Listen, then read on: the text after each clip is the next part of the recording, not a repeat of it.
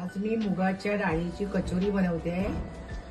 तर मी प्रथम आधी मैदा घेतलाय, मैद्यामध्ये मीठ टाकलंय आणि थोडासा ओवा क्रश करून टाकलेला आहे मी, आणि तेलाचं मोहन टाकायचं।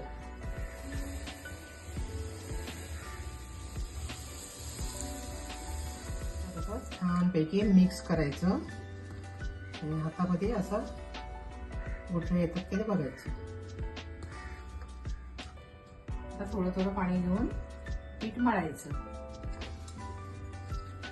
आता हे मैद्याचं पीठ मळून झाले तर थोडा तेलाचा हात लावायचा त्याला।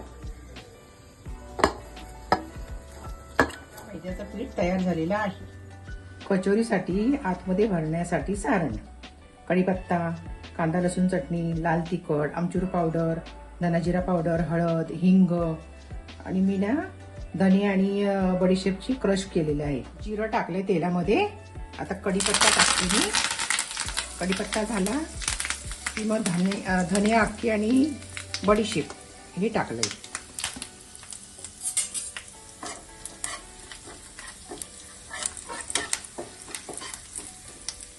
आता कांदा लसूणची चटणी टाकते थोडीशी, आमचूर पावडर टाकले थोडं, लाल तिखट, धना जिरा पावडर, हळद, हिंग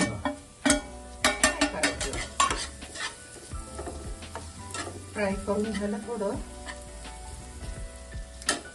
का मग हे बेसन फ्राय करायचं त्याच्यामध्ये छानपैकी। आणि मुगाची डाळ मी भिजत ठेवली होती 2 तास, तर ती थोडी ओबडधोबड वाटून घेतली आणि ती पण मी या सारणामध्ये टाकून देते। ती पण छान परतायची।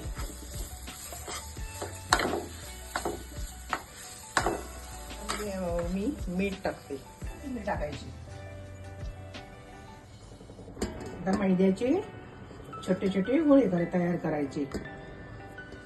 कढईमध्ये तेल तापत ठेवलंय मी आणि हे सारण पण आता थंड झालेलं आहे। आणि आता हे गोळे घेते मी कचोरी बनवण्यासाठी। आता मी असा आकार दिलेला आहे आणि सारण हे थोडं थोडं सारण आतमध्ये भरायचं आहे।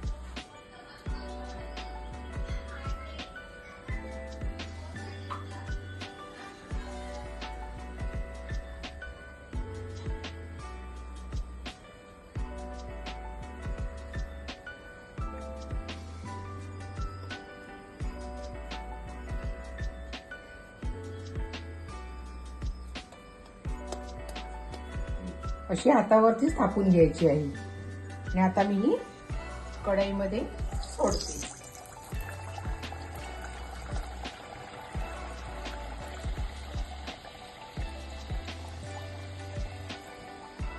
तसेच मी आता ही दुसरी पण एक अजून बनवते।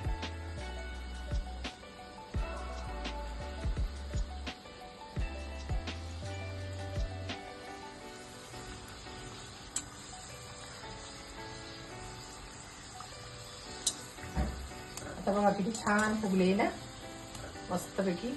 अशाच मी सर्व कचोऱ्या मी बनवून घेणार आहे।